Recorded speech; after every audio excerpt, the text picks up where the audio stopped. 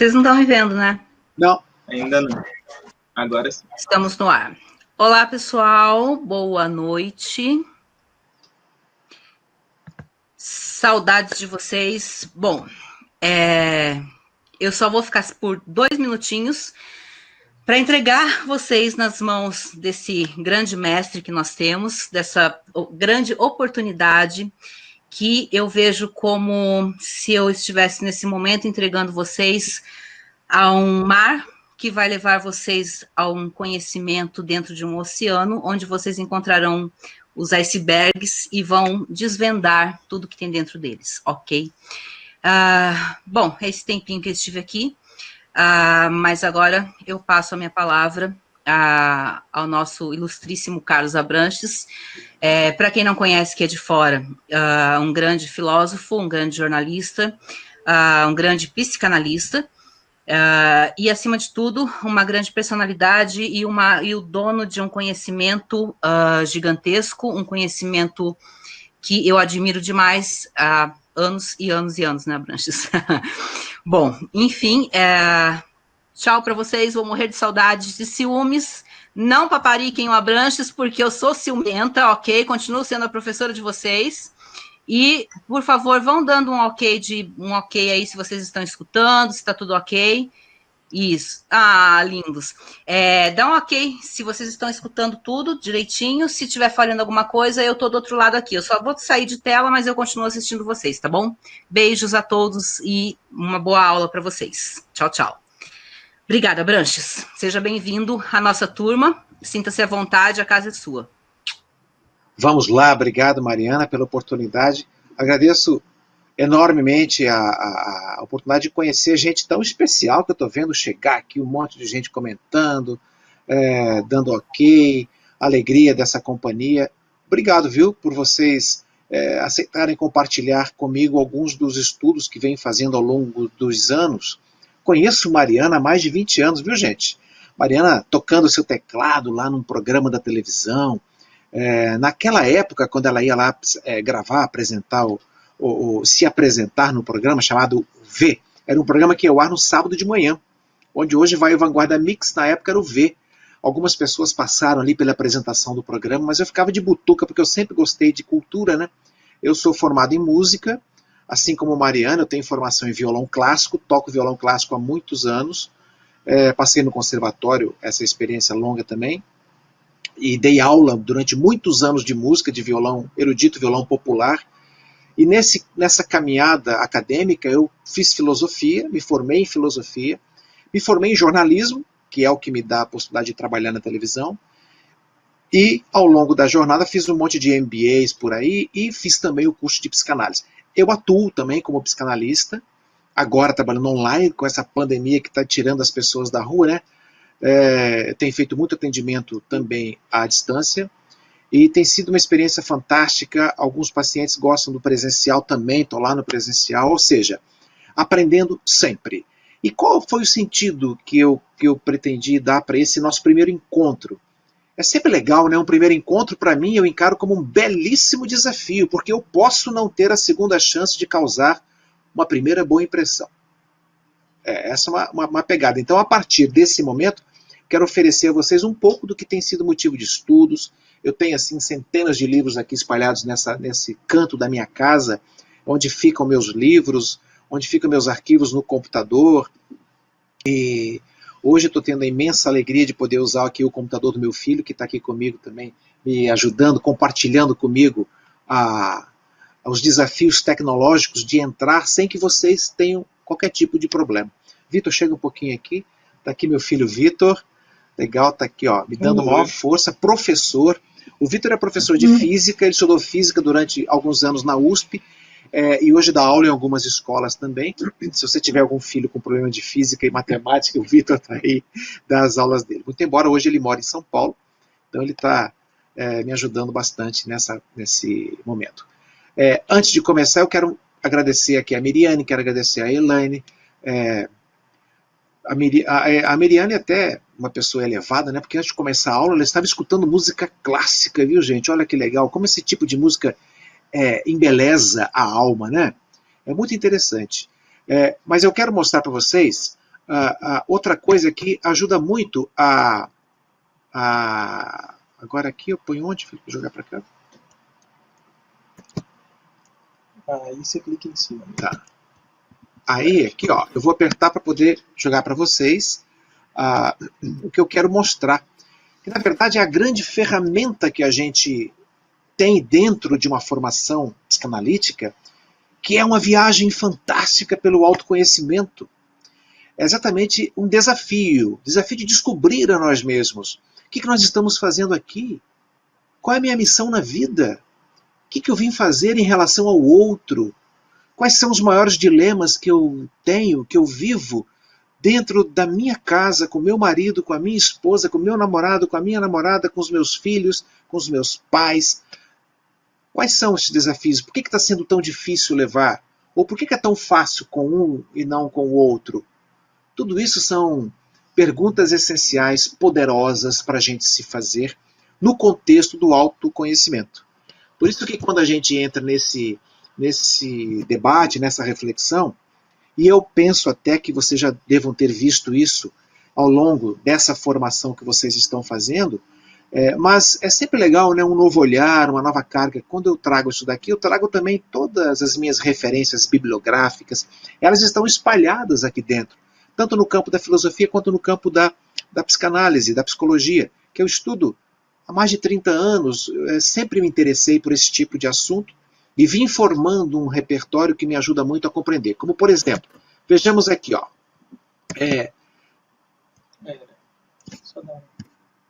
Aí.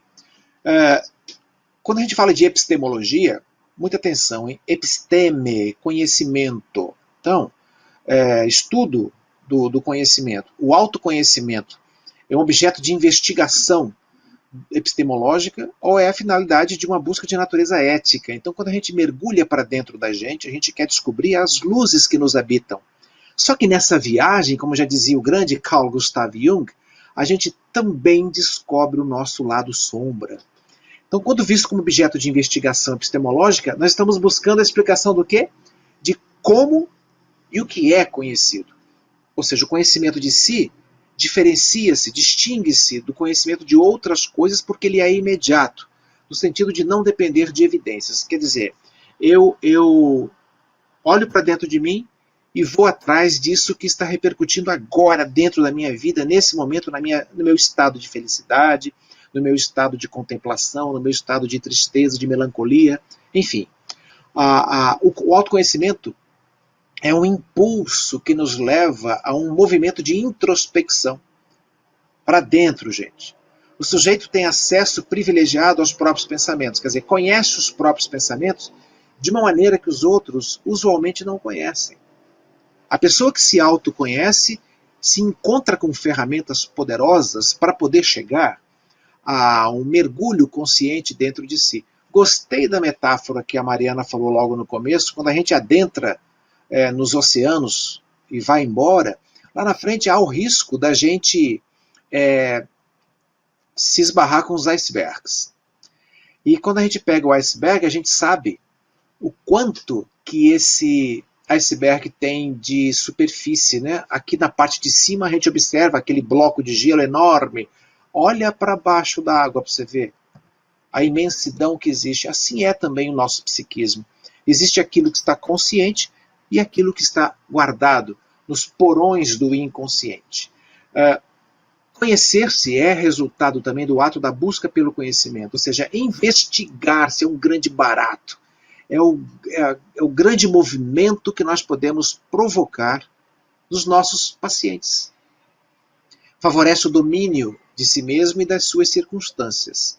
Aprendi com Ortega y Gasset, um dos grandes filósofos do século XX, espanhol, que falava que eu sou eu e minhas circunstâncias. O homem é ele e as suas circunstâncias. Agora, quais são as minhas circunstâncias? Sou pobre, sou negro, sou gay, sou heterossexual, sou bissexual, sou músico, sou polêmico, sou controvertido, sou generoso, sou despojado, sou apegado. As circunstâncias são caminhos que vão se abrindo na nossa vida. Eu sou eu e tudo isso que me acompanha, que me rodeia. resultado muitas vezes das minhas opções, das minhas tendências, das minhas condições. Então, compreendendo tudo isso, vocês já estão tendo uma ideia de que hoje nós vamos filosofar. Mas vamos também colocar os pés no chão da realidade imediata. Esse é o nosso desejo. Essa é a nossa vontade, de mergulhar fundo na busca de nós mesmos. E podem ter certeza, na dinâmica existencial diária da clínica, do setting analítico, nós vamos conviver diariamente com pessoas que estão tentando descobrir por que sofrem. Estão tentando descobrir por que são tão apegadas. Porque não só a pessoas. Eu trabalho com gente, cuido de gente que está na clínica porque é apegado demais ao filho que está crescendo. O Alá falou que precisa trabalhar o desapego, porque o filho está querendo partir, está querendo casar, está querendo ir embora para sua vida e ela está sofrendo. E quando a gente conversa a respeito do destino de cada um, da missão de cada um, a gente aponta exatamente isso. O destino do ser humano é voar. Assim como o pássaro que fica preso da gaiola está sendo afastado da sua missão de vida, que é levantar voo, nós, seres humanos, também temos que levantar o voo consciente dos nossos movimentos de liberdade, que vão nos levar ao conhecimento de nós mesmos. E o autoconhecimento é a ferramenta mais poderosa que a gente pode conceber para movimentar as asas do nosso voo libertário. O autoconhecimento está diretamente relacionado com a ética. Esse moço que está aí, Platão, Spinoza e o Freud fazem parte de uma tradição que vê o autoconhecimento como uma conquista ou realização que traz saúde e felicidade. Eu particularmente coloquei essa frase aqui porque eu acho que eles estão cobertos de razão. O Platão, desde os tempos do pensamento socrático, Platão foi o grande escritor do pensamento de Sócrates. Sócrates não escreveu nenhum livro enquanto esteve por aqui. Quem escreveu foram seus discípulos. E o Platão, digamos assim, o mais inusitado deles, o mais avançado deles. O Platão e o Freud consideravam essa viagem para dentro a grande viagem que todos nós podemos cumprir. E esse projeto, que é ético, na visão do Spinoza, que viveu lá no século XVI, então já está bem avançado, cerca de quase 2.000 anos depois de Platão, 1.800 anos depois de Platão, e bem antes, uns 400 anos antes de Freud. Então dá para perceber que essa viagem da importância do autoconhecimento é marcante na história do pensamento humano. Então nós falarmos disso agora é nós conectarmos com um dos grandes propósitos do ser humano, que pretende-se ser um ser humano integral. Um ser humano conectado nas suas forças racionais e nas suas forças emocionais. Juntou isso, formam as asas da evolução. Então aí a gente consegue avançar mergulhando para dentro de nós. Então o projeto ético tem as raízes lá onde? No oráculo de Delfos, que tanto influenciou Sócrates. Importante destacar aqui que o oráculo ficava numa parte superior da cidade de Delfos. Cidade essa que tinha e tem até hoje o cruzamento de duas placas tectônicas. E esse oráculo era um local onde as pitonisas, onde os sábios ficavam concentrados, eles tinham forças extracorpóreas que os afetavam a partir da elaboração de um ácido, de um gás, de um aroma sulfúrico que saía exatamente do encontro dessas entranhas tectônicas. Bem ali, então construíram um oráculo onde as pitonisas ficavam. No pórtico desse oráculo estava escrito lá: conhece-te a ti mesmo. Essa grande frase da filosofia socrática e depois reproduzida por Platão. Por isso que o autoconhecimento é profundamente uma mensagem socrática. E nessa perspectiva, ele é uma realização, uma grande conquista. Se você mergulha nisso, ele é uma realização e não é um presente que é dado por alguém. Não dá para comprar drágeas de autoconhecimento na farmácia, não tem como. Ele precisa ser um esforço pessoal. Você precisa refletir e interpretar a si mesmo. Com o passar do tempo, os filósofos mais antigos viam o autoconhecimento como algo bom por si ou por fins práticos. Ou seja, era importante se conhecer para você saber qual eram as estratégias dos outros, dos inimigos, como é que você poderia se sobrepor a eles. Autores confessionais como Agostinho e Jean-Jacques Rousseau, tão importantes para a história do pensamento sacro, né, da humanidade, sobretudo Agostinho, um dos doutores da igreja, filósofos que viam o autoconhecimento como algo moralmente valioso, mas difícil de ser alcançado por causa da natureza inefável, da natureza intocável do sujeito. Um dos defensores dessa posição está o Nietzsche, que viveu no mesmo período do Freud. Tanto Nietzsche morreu ali na virada do século XIX para o século XX, exatamente no ano em que Freud lançou a Interpretação dos Sonhos, o livro que desencadeou a psicanálise. Olha aí que legal. Contemporâneo também de Schopenhauer, um filósofo negativista, pessimista, né? Um dos grandes mentores do pensamento pessimista, do existencialismo, que estava nascendo, na fonte do nascimento, junto com os primeiros albores da psicologia também, com Wundt. Mas um pouco antes do Schopenhauer teve o Søren Kierkegaard. Daqui a pouquinho a gente fala do Kierkegaard, que foi o notável Søren Kierkegaard, um filósofo dinamarquês, o criador do pensamento existencialista, que foi a linha condutora do pensamento do século XX na área da filosofia, mas que influenciou marcadamente o pensamento psicanalítico de Freud, que foi o grande mestre nos ombros de quem todos os outros abriram suas escolas de psicologia. Tudo isso no século XX. Então nós temos aí os pensadores que veem o autoconhecimento como uma autocrítica.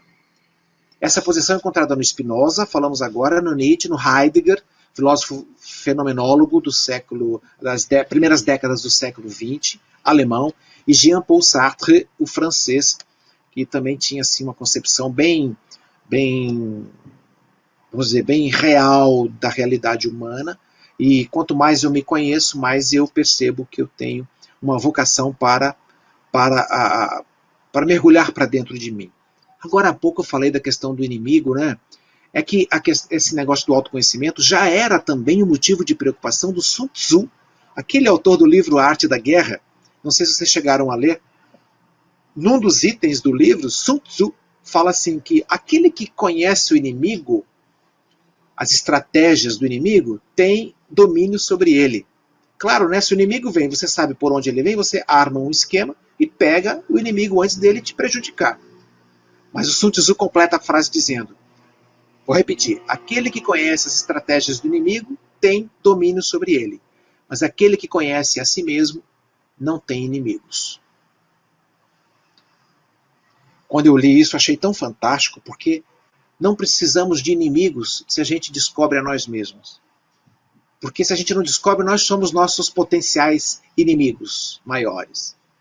Mas se a gente começa a ter a coragem desse mergulho, a gente descobre que tem grandes possibilidades de conquistar espaços fantásticos na nossa vida, no nosso vir a ser, naquilo que nós nos pretendemos ser, no nosso devir.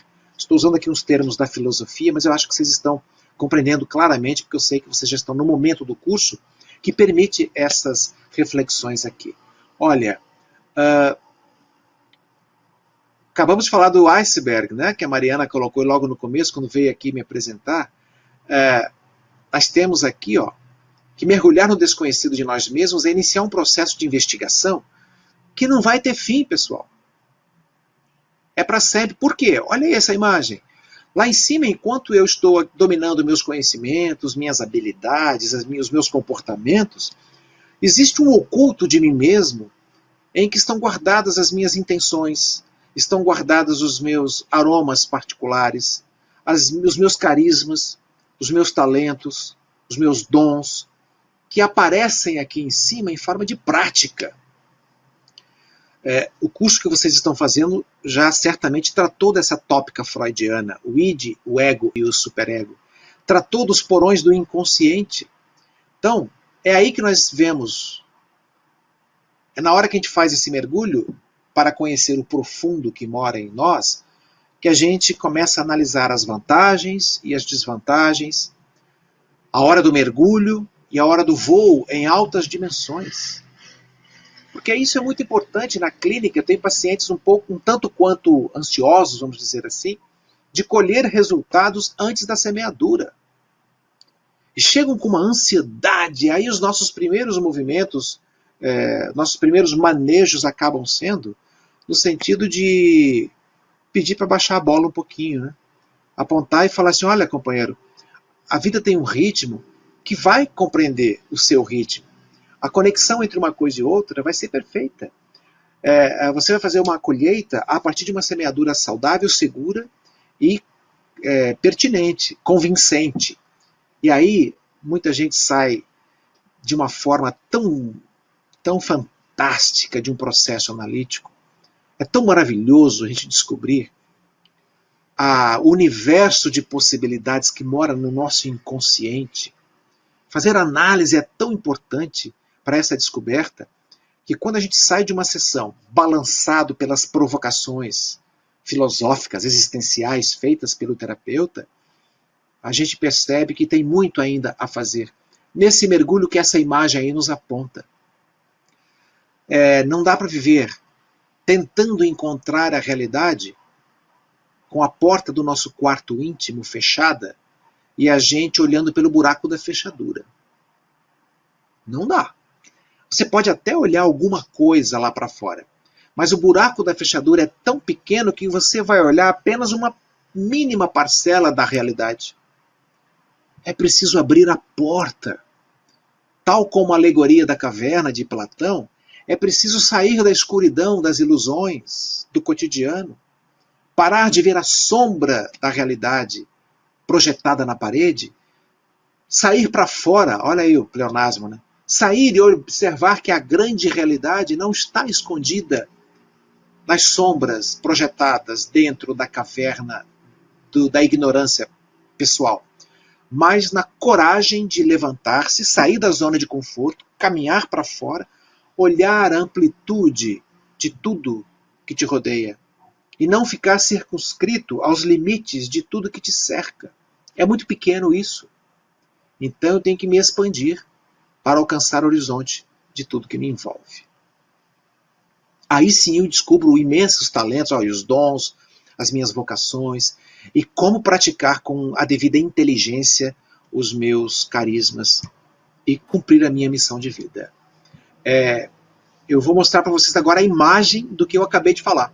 Esse aí é o Templo de Apolo. Identifiquem nessa figura o Templo de Apolo lá em cima e a Câmara do Oráculo. Ele está incrustado em Delfos, o local, né, a localidade. O oráculo é o mais importante local religioso do antigo mundo grego. Por que era importante? Quem que ia visitar esse lugar? Os generais, procurando conselhos a respeito da guerra. Os colonizadores, buscando orientação antes de suas expedições para a Itália, para a Espanha, para a África, para ver se podia ir por aqui, por aqui, por aqui. Os cidadãos comuns consultavam-nos sobre investimentos financeiros, sobre problemas de saúde. Eram as coisas corriqueiras. O oráculo, então, funcionava no ádito, ou uma área proibida, vamos dizer assim, lá dentro do templo. E por meio de uma pessoa específica, a pitonisa, que é ao lado aqui esquerdo da imagem, que é essa mulher, escolhida para falar como se fosse uma médium possuída por um ser em nome de Apolo, que era o deus da profecia. A pitonisa não herdava essa posição aí porque ela era importante, porque era rica, porque era filha do dono do local. Ela podia ser velha, podia ser jovem, rica, podia ser pobre, bem educada, podia ser analfabeta. O importante era ela ter o dom. O dom. Ela passava por um longo e intenso período de treinamento, assistida por um grupo de mulheres de Delfos que zelavam pelo eterno fogo sagrado do templo. Olha quantas coisas tem importantes nessa história. Plutarco deixou um testemunho muito interessante, outro grande filósofo da antiguidade, deixou um testemunho interessante sobre o funcionamento desse oráculo, que está aí. Ele descreveu que havia relações entre o deus, né, Apolo, a mulher e o gás. Que gás era esse? Esse gás que eu falei que era emanado. E era o gás que desencadeava o processo psíquico da conexão, digamos, mediúnica dessa pitonisa com essa realidade astral. Aí você pode me perguntar, mas todo mundo que visitava e entrava lá nesse grande museu, entrava em transe também? Não, nem todo mundo. Por isso que tinha a figura da pitonisa, porque era uma figura que tinha essa possibilidade.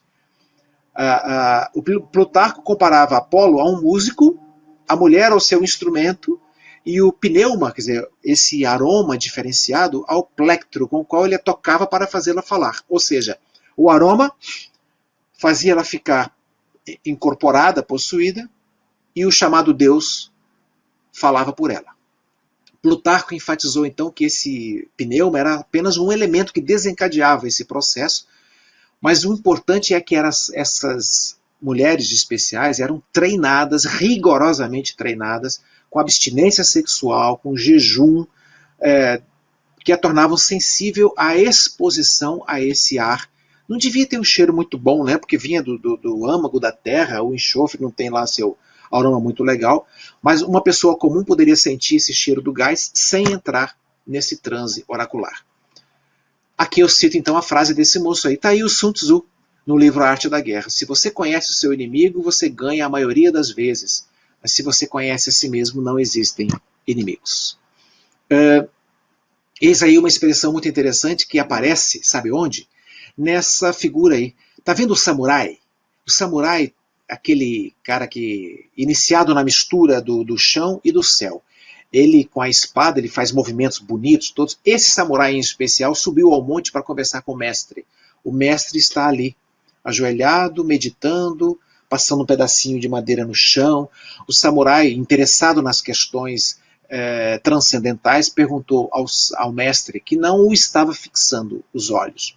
Mestre, eu vim aqui porque eu tenho um interesse muito grande, o senhor está percebendo que eu sou samurai e eu preciso dominar a sabedoria antes de ir para a guerra. Eu quero saber qual é a sua noção de céu e de inferno.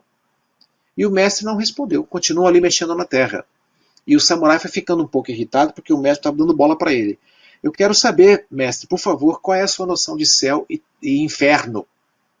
E o mestre, sem olhar para ele, falou assim, eu não converso com gente da tua laia, vai embora. Nossa, mas isso pegou o samurai direto no fígado. Ele pegou, tirou a espada e levantou, como a imagem mostra aqui. Agora esse carinha vai ver com quem ele está falando. Na hora que ele foi levantando a espada, o mestre olhou e falou assim, isso aí é o inferno. Na hora, o samurai que tinha pretensões de sabedoria, foi guardando envergonhado a espada. Na hora que ele guardou, ajoelhou-se e colocou as mãos assim, o mestre falou, isso aí é o céu. O samurai foi embora, profundamente agradecido por ter recebido uma aula de filosofia transcendental, mostrando que céu e inferno não são lugares específicos aí no paraíso ou no buraco do chão da terra mais profunda, onde mora o fogo do inferno. Não. São estados de alma. Então, quando ele percebeu isso, é exatamente essa fluidez da sabedoria que só a viagem para o autoconhecimento pode nos levar. Madre Teresa, uma outra figura tão querida, na busca da sabedoria humana, dedicou desde a juventude toda a sua existência a cuidar de pobres na região de Calcutá, na Índia. Já fazia isso no leste europeu, de onde saiu, mas quando, viajando um certo dia, ouviu uma voz que lhe dizia, vai trabalhar com os pobres, vai trabalhar com os pobres. E ela falou, mas que voz é essa? Dentro de um trem, ela viajando. Aí ela falou, vai trabalhar com os pobres. E ela pegou e sentiu que a vocação a estava chamando, aquela vocação que mora lá no inconsciente profundo, a estava chamando para cuidar dos outros. E ela tanto fez, mas tanto fez, que um dia ela recebeu o Prêmio Nobel da Paz, lá no fim dos anos 70. E quando foi receber o prêmio, os jornalistas, cuidado com os jornalistas que não sabem fazer perguntas, ou então fazem perguntas meio capciosas. Quando estão diante de uma missionária do bem, eles acabam recebendo, às vezes, a resposta que não desejam. Um deles perguntou assim, Madre, a senhora é conhecida por passar muito tempo orando. Por que a senhora gasta tantas horas em oração? O que a senhora fala com Deus? Madre olhou para ele e falou assim, eu não falo nada, meu filho, eu apenas escuto. E ele, quando ouviu isso, emendou a outra pergunta. Então, o que Deus fala com a senhora esse tempo todo? E ela respondeu, ele não fala nada, ele apenas me ouve. Então você percebe que para quem se autoconhece, não é necessário que o outro com quem a gente interage abra a boca para dizer o que está pensando ou sentindo. Para aquele que se autoconhece, há uma segunda escuta, porque há um segundo sentimento. E a gente ouve o silêncio do outro. A gente ouve os pedidos de socorro do outro, sem que ele os verbalize. Isso só o autoconhecimento pode trazer. A gente aprende muito conhecendo um pouco da vida dessas pessoas. Eu disse agora há pouco que eu iria falar do Søren Kierkegaard. Está aí ele, ó. Essa figura nasceu na Dinamarca, em Copenhague, em 1813, morreu em 1855, e lá no fim da vida, ele tinha o pai dele era pastor, ele tinha assim, toda uma vocação para o encaminhamento religioso, mas ele começou a caminhar para a questão da filosofia, para a questão da dinâmica da existência, dinâmica da sabedoria colocada em prática na existência. E ele fez uma provocação muito interessante, que eu repito aqui para vocês que estão nos acompanhando nessa aula, que eu estou achando deliciosa, viu, Maria? Estou adorando estar em contato com essa turma tão valiosa aqui para nós todos. Kierkegaard, aventurar-se causa ansiedade. Mas deixar de arriscar-se é perder a si mesmo. E aventurar-se no sentido mais elevado do termo é precisamente tomar consciência de si próprio. Gente, que maravilha! Eu não sei se vocês aí já gostam de aventuras do tipo assim, pular de paraquedas, voar de asa delta, fazer rapel lá do alto e descer na ponte até lá embaixo, descer o rio na boia. Talvez alguns de vocês já tenham feito aventuras assim. Legal, né? Eu, por obrigação profissional, já fiz de tudo. Paraglider, asa delta. Por quê? Porque como repórter, a gente tem que fazer o que o telespectador gostaria de fazer. Então, para eles morrerem de rir da gente, vamos dizer assim, né? Porque a gente não é nossa praia, mas eu fui para poder aprender. Agora, foi uma aventura. Eu sobrevoei Caraguatatuba numa asa delta, o rapaz me levou, o Marinho, que é um professor, instrutor lá, me levou, eu já o conheço há tempos também, ele me levou, eu fui descendo lá do Morro de Santo Antônio, a gente foi ver, Caraguá é linda lá do alto, uma coisa fantástica, viu? Aí ele vinha, fui pousar lá na Praia do Centro. Voltando para casa, chegando em casa, eu fui ler um pouquinho do livro O Desespero Humano, que é o título do livro do Søren Kierkegaard, o primeiro grande livro, que a porta de entrada para o existencialismo, para a filosofia existencialista. Então, segunda metade do século XIX, né, a partir de 1854, 55, avançou a filosofia existencial a ponto de influenciar profundamente o século XX inteiro. E encontrei essa frase do Kierkegaard que diz isso: a maior das aventuras que você pode fazer na sua vida é mergulhar para dentro de si mesmo, é descobrir-se a si próprio. Eu fiquei tão feliz que a viagenzinha que eu dei sobre Caraguatatuba foi fichinha, perto dos anos e anos e anos e anos que eu venho me esforçando para descobrir algumas parcelas mais iluminadas da minha vida. Então, a grande questão é essa. Se você já está nessa viagem, a fantástica viagem para dentro de si mesmo, excelente. Saiba que essa é a maior ferramenta que você vai usar na condição de psicanalista. A maior maneira que você vai usar para poder atender com qualidade e ouvir com excelência o teu paciente. E fazer o rapport necessário para isso. Quando o teu paciente sentir que você está tendo uma escuta inteligente, uma escuta sábia, e depois eu quero trazer para vocês algumas reflexões em outra oportunidade, estamos conversando eu e Mariana, mas eu quero trazer para vocês em outras oportunidades algumas facetas diferentes da escuta psicanalítica. Como escutar com o afeto, como escutar com a razão, como silenciar-se por dentro, para você chamar o outro para fora da solidão e ele poder retomar a sua jornada existencial. Vamos aqui adiante para a gente poder entender como que as coisas estão se encaixando. Percebe como é que se encaixa? O Nietzsche, que foi contemporâneo do Kierkegaard, de Schopenhauer, de Freud, diz o seguinte, ele viveu um pouquinho mais, veja aí, morreu em 1900, no ano que o Freud desencadeou a sua perspectiva psicanalítica, deixando de lado a atividade, vamos dizer assim, médica. Quando ele trabalhava com hipnose, ele parou com isso e começou a fazer a análise dos sonhos, e depois veio a primeira tópica, veio a segunda tópica e todos os outros livros da grande obra de Freud. Nietzsche, nós, homens do conhecimento, não nos conhecemos. Somos homens do conhecimento, hein? De nós mesmos somos desconhecidos. E não sem motivo. Qual seria o motivo desse autodesconhecimento? Nunca nos procuramos. Como poderia acontecer que um dia nos encontrássemos? O Nietzsche tem razão, né? Você percebe agora nesse período de pandemia, é um período de desespero pandêmico para muita gente. Se vendo obrigados a ficar dentro de casa para não pegar o vírus e não contaminar outras pessoas, estão dentro de casa. Olha a metáfora nascendo, dentro do quarto íntimo, para onde estão sendo desafiados pela vida, para adentrar. E por que quando adentram ficam desesperados? Porque vivenciam na prática isso que o Nietzsche falou. O que eu vou encontrar se eu não tenho essa prática, essa experiência?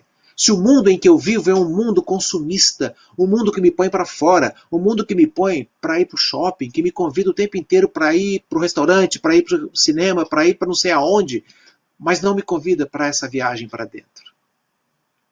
Então a gente tem que aprender a fazer. Por isso que o povo está desesperado. Sai, põe uma máscara muito mal colocada, vai lá para o calçadão, fica lá caminhando. Outro dia eu conversei com uma senhora, ela falou assim para mim, eu falei assim para ela, a senhora tem saído? Você, saí ontem, fui lá no calçadão. Assim, mas a senhora fazer o quê? Você, nunca fui lá não, nunca fui comprar no calçadão, eu fui para passear. Assim, mas lá tá cheio, é o risco de pegar. Assim, mas eu não estava aguentando ficar em casa. Então a gente tem que aprender a ficar na nossa casa, a casa que mora em nós, nossa casa íntima, para onde fomos chamados, para semear o jardim que está na frente da casa, o quintal que está lá no fundo, olhar para as árvores que estão lá, será que elas estão sendo podadas da maneira correta? Temos tanto a pensar a respeito disso, né? Espero que tenhamos a chance de novos encontros para a gente poder chegar lá. É isso. Na modernidade, e o século XX teve grandes nomes da filosofia existencial, da filosofia humanista, da psicanálise existencial, da psicologia, em todas as suas escolas, muita gente boa, disposta a trazer reflexões profundas, transformadoras para nós, no sentido de ficarmos face a face com o maior mal do século XX, e que vai adentrando pelo século XXI. Estamos completando agora em dezembro termina a segunda década do século XXI. E continuamos vivendo a síndrome do grande mal do século XX, que é a síndrome do vazio existencial. Ou seja, qual é a síndrome do vazio existencial? Muita gente não só ignora aquilo que quer, mas frequentemente não tem uma ideia nítida do que sente. Outro dia uma jovem veio conversar comigo e disse aqui, por favor, atende. Veio conversar comigo e falou assim, estava chorando. Eu falei, por que você está chorando? Assim, eu estou chorando porque eu estou sentindo um vazio muito grande. Eu falei assim, tá, mas por quê? Assim, aí que está o problema, não sei por que eu estou sentindo esse vazio, não sei por quê. Né? Não, aqui então, continuou acontecendo normalmente. Isso é comum acontecer com pessoas que não têm uma experiência definida dos seus próprios desejos e das suas necessidades. Dos seus próprios desejos e das suas necessidades. Vamos adiante aqui para a gente poder. Gente, eu gostaria que vocês me dissessem então aqui, por favor, rapidamente no chat, que está aberto aqui para mim, só se vocês estão me ouvindo direito, se vocês estão vendo os slides direito. Apenas um ok aqui, que já bastará para mim, para eu ficar tranquilo. Vamos ver se está tudo certo, se está tudo correto aqui, ok? Então vamos lá, para eu poder avançar.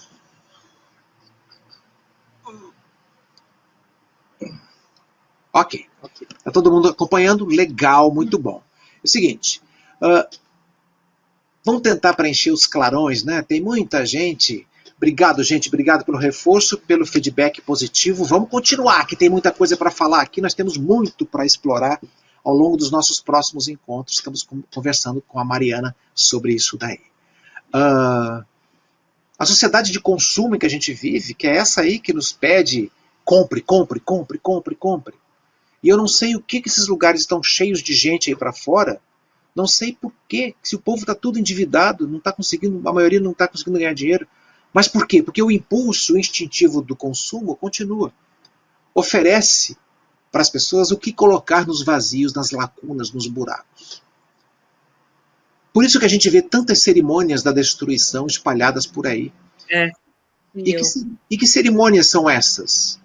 São as cerimônias daqueles que pegam e vão fazer cavalinho de pau logo ali e vão destruir o carro do papai. Mas tem um monte de gente vendo. Aqueles que vão para o fluxo sem máscara, achando que o corona não vai pegar. De maneira inconsequente, e achando que quando voltar para casa não vai passar para papai, mamãe, tio, vovó, para todo mundo que está no grupo de risco. Ou seja, segundo Eduardo Kalina, vou até mostrar aqui um livro dele. Desbloqueio aqui só para eu mandar uma mensagem. Eduardo Kalina tem um livro. Vou mostrar a capa do livro. Está aqui, ó. As Cerimônias da Destruição. Esse livro aqui, ó, é muito interessante. Eduardo Kalina é um psicólogo argentino que, junto com o filósofo Santiago Kovadlov, escreveram um livro chamado As Cerimônias da Destruição. Eles pegaram e fizeram um estudo profundo sobre o ponto de vista da psicologia do século XX, com base no pensamento do sociólogo francês Émile Durkheim, que fez uma leitura sociológica do suicídio.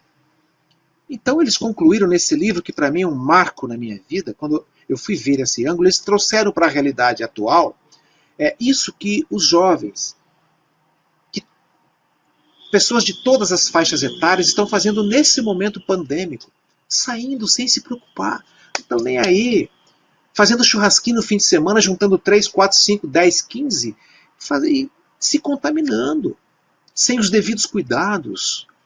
Ele disse que o homem moderno, ele, diferentemente do que Durkheim estuda lá, do suicídio, daquele do homem que se mata, o homem moderno não se mata, ele se morre um pouco a cada dia. É claro que tem aqueles que se matam.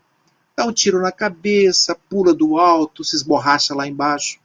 Mas há homens que se morrem um pouquinho a cada dia, tendo comportamentos precários, como poluir os rios, como desmatar a floresta, atacando fogo, destruindo a Amazônia, por exemplo. São homens precários, homens que não sabem o compromisso coletivo que estão assumindo para os tempos futuros, vão ter que responder por isso. Então, quando a gente vê as pessoas usando droga, se autoconsumindo, destruindo a própria energia vital, gastando energia que deveria ser comunitária, com suas próprias tendências, é a supremacia do egoísmo. São homens que se morrem. Eles não têm coragem de dar um tiro no peito, dar uma facada em si mesmo, mas se morrem um pouquinho a cada dia.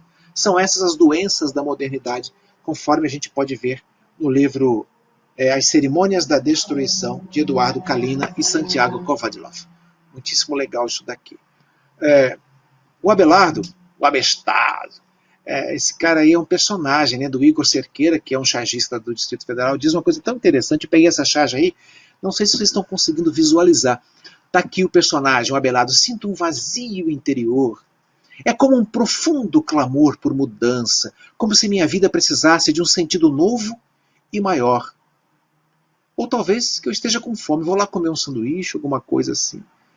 Percebe que é tão fluido, é tão líquido o nosso desejo de autoconhecimento?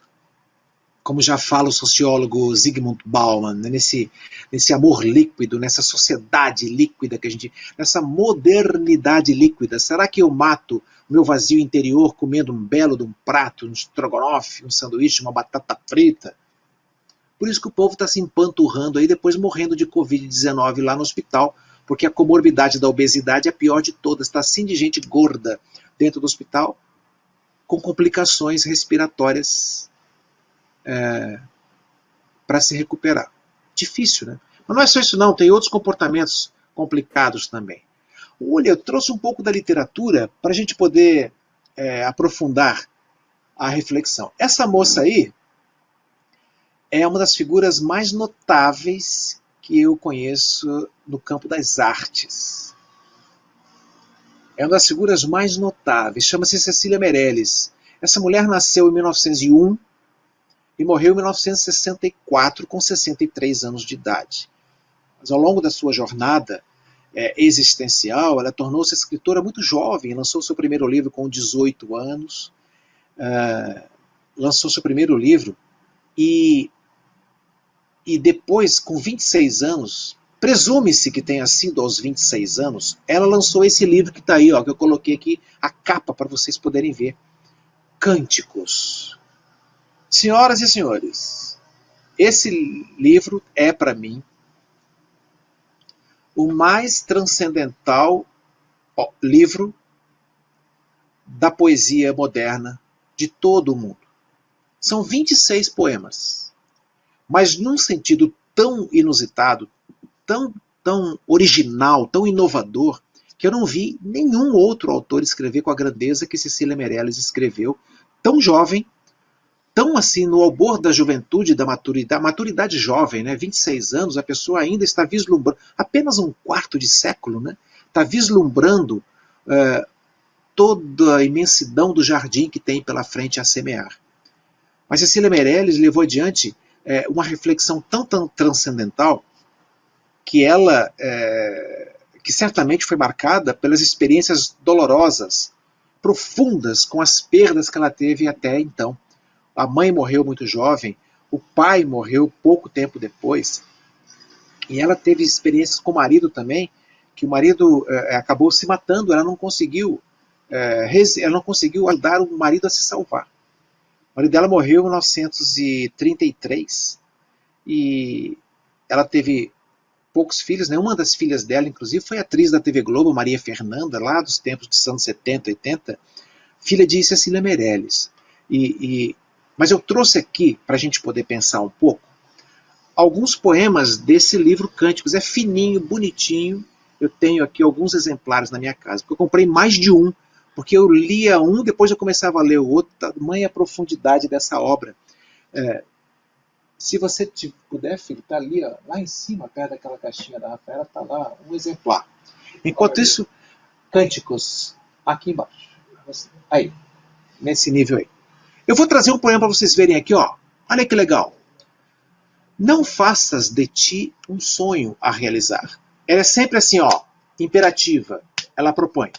Não faças de ti um sonho a realizar. Vai, sem caminho marcado. Tu és o de todos os caminhos. Sê apenas uma presença, invisível presença silenciosa. Todas as coisas esperam a luz, sem dizerem que a esperam, sem saberem que existe. Todas as coisas esperarão em ti, esperarão por ti, sem te falarem, sem lhes falares.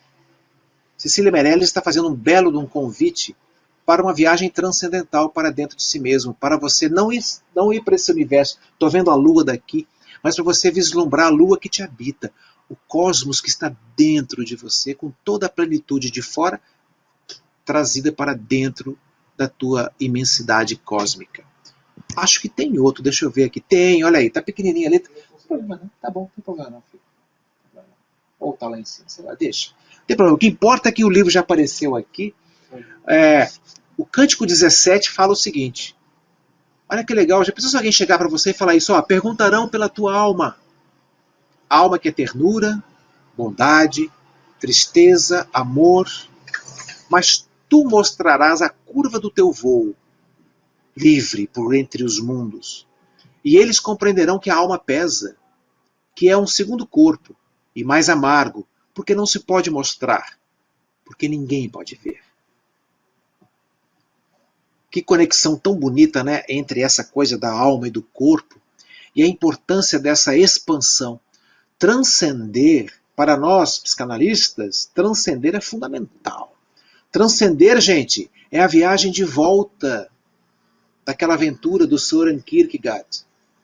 Você vai, e naquela grande viagem introspectiva, descobre tudo que você tem de sombra e de luz. E a viagem de volta é a transcendência, em que você, em direção ao outro, oferece tudo de talento, tudo de carisma, tudo de dom que você tem para beneficiar, para embelezar a vida do teu filho, da tua filha, dos teus amores, daqueles a quem você tem a coragem de chegar e dizer, eu te amo. Amar é chamar os outros para fora da solidão. Quem diz isso é um filósofo francês, Emmanuel Mounier. Emmanuel Mounier morreu jovem, ele nasceu em 1905, morreu em 1950, bem jovem, 45 anos só. Mas deixou pérolas fantásticas de esperança como essa. Amar é chamar os outros para fora da solidão. Psicanálise é um exercício de amor diário. Você está lá, ajudando o outro a sair do casulo, a descobrir-se a si mesmo, a realizar a maior das suas aventuras. Sensacional, Cecília Meirelles nos leva a isso. Olha o Cântico 21. Lindo, o teu começo vem de muito longe. O teu fim termina no teu começo. Contempla-te em redor. Compara. Tudo é o mesmo. Tudo é sem mudança. Só as cores e as linhas mudaram. Que importa as cores para o Senhor da luz? Dentro das cores a luz é a mesma. Que importa as linhas para o Senhor do ritmo? Dentro das linhas o ritmo é igual. Os outros veem com os olhos ensombrados que o mundo perturbou, com as novas formas, com as novas tintas. Tu verás com os teus olhos, em sabedoria, e verás muito além. Ela está dizendo para a gente, quando você voltar da sua grande aventura da autodescoberta, você vai enxergar muito além. Vai chegar muito além daquilo que os outros não dizem. Você vai chegar com uma escuta atenta para ouvir a segunda voz do outro. Aquela voz que reverbera o sofrimento não audível e não falável, mas sentido. Aquela dor que leva o outro para a autoextinção e você chega antes, convidando-o para a vida. Nós estamos nos preparando, gente, diariamente. Eu continuo me sentindo um eterno aprendiz da psicologia e da psicanálise, ainda que hoje praticante há mais de 10 anos, atuando em clínica, na minha clínica, eu me sinto um aprendiz. E sempre estou aprendendo novos recursos, novas possibilidades que nascem dessa viagem do autoconhecimento. O Paulo Leminski, grande poeta brasileiro também, nascido em Curitiba, em 1944, morreu jovem demais, 45 anos. Oh, Jesus! Morreu em 1989, podia ter escrito tanta coisa a mais.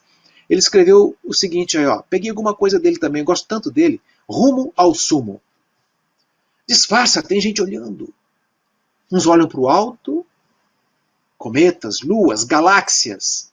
Outros olham de banda, lunetas, luares, sintaxes. De frente ou de lado, sempre tem gente olhando. Olhando ou sendo olhado. É muito legal saber que você está sendo percebido. Os seus empenhos na busca do teu autodescobrimento estão sendo notados por quem te ama, para quem você é importante. Você já se imaginou o quanto você é importante para alguém? O quanto a tua presença provoca no outro movimentos afetivos, movimentos existenciais? Tem gente que não quer te ver pintado na frente. Treme quando alguém fala o seu nome. Mas tem gente para quem você é a luz que se abriu quando te conheceu. Quando teve você como mãe, quando teve você como amigo, como teve você como esposo, namorado, namorada. Olha, gente, essa conexão que o Paulo Leminski fala é muito lindo. De frente ou de lado, sempre tem gente olhando. Olhando ou sendo olhado. Estamos todos sendo vistos nos nossos melhores empenhos, nas nossas melhores atitudes. Ele diz ainda também, outros olham para baixo. O poema continua, viu? Outros olham para baixo, procurando algum vestígio do tempo que a gente acha, em busca do espaço perdido. Raros olham para dentro, já que dentro não tem nada. Apenas um peso imenso, essa alma, esse conto de fada. Tá vendo? A alma pesa, segundo Cecília Meirelles e segundo Paulo Leminski. E a gente tem que encontrar a substância dessa alma através dos nossos empenhos investigativos. olhar para dentro e descobrir o quanto é legal a gente perceber que a gente tem vocações, a gente tem opções, a gente tem escolhas a fazer. Quais têm sido as suas escolhas? Para onde você tem levado as tuas horas, as horas mais calmas do teu dia? Você tem tido horas tranquilas? Porque a gente aprende na psicanálise que um minuto de paz não tem preço na Terra. Tem muita gente que procura a análise para ter uma hora de paz. Psicanálise é um exercício de autoconhecimento. Psicanálise é uma ferramenta poderosa de comunicação. Porque eu recebo lá, toda hora, gente querendo reconciliar-se consigo mesmo. Porque para essa viagem interior acontecer, é preciso que eu tenha padrões de pacificação pessoal, eu faço um acordo, uma estratégia de calma que eu vou chegar onde eu quero. Então eu tenho que ter uma pausa na briga interna. Tem gente que não se perdoa, tem gente que não se tolera. Então a gente percebe que a psicanálise, a clínica nessa hora vai atuar numa forma de reconciliação da pessoa com ela mesma. Encontrar possibilidades de uma nova comunicação. A psicanálise continua como ferramenta de comunicação com a pessoa que chega lá, cujo inimigo é o outro. É o marido que não presta, é a esposa que não serve para nada, é o namorado que é um inútil, é a namorada que é fútil. O problema está no outro. A psicanálise tem ferramentas, como uma ferramenta poderosa de comunicação, busca restaurar os vínculos perdidos pelos múltiplos ruídos no contato e na conversa com o outro. A psicanálise também é uma ferramenta valiosa para eu usar na minha reconexão com a relação com a natureza, na relação com a divindade. Tem gente que chega lá xingando Deus. Então, quando a gente começa a exercer essa reconexão com a gente mesmo, a gente encontra possibilidades de reconectar com o outro que me habita também. E essa é uma viagem muito poderosa para a gente poder chegar lá. Eu vou passar isso aqui, que é uma música. O Matheus Sartori é um cantor de Mogi das Cruzes, é um cara tão lindo, tão querido. Eu tive a possibilidade de conhecê-lo numa entrevista. Eu convidei um rapaz para vir de São Paulo para mostrar um CD no meu programa Comunidade, que vai ao ar no domingo de manhã. Aliás, propaganda aqui, em domingo de manhã não percam, Vanguarda Comunidade. Vai ser sobre a alegria da infância. Vamos falar sobre a diversão das crianças no Bola de Meia. Bola de Meia é um ponto de cultura de São José dos Campos, uma ONG cultural que há 30 anos faz trabalhos maravilhosos de resgate daquelas brincadeiras da infância.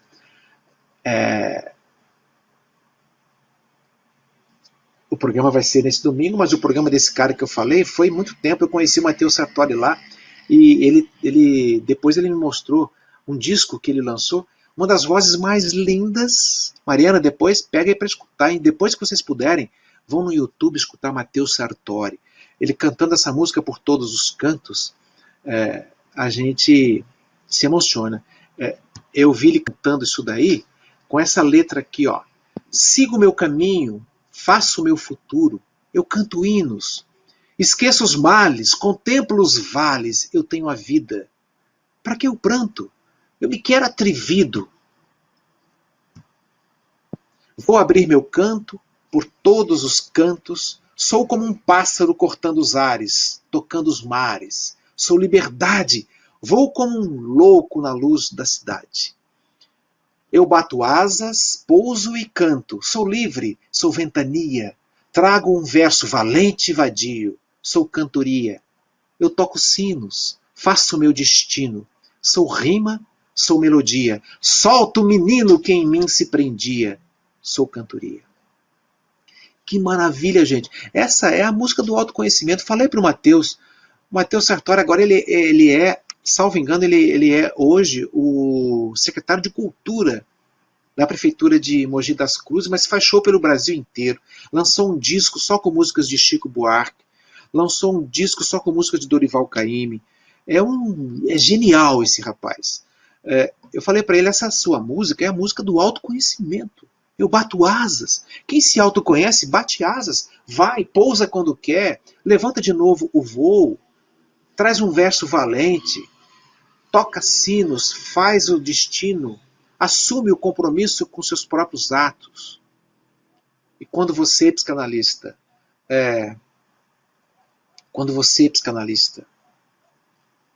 faz isso na sua vida, você enche de credibilidade o teu silêncio na hora de ouvir o teu paciente. E isso faz a diferença lá na frente. Então,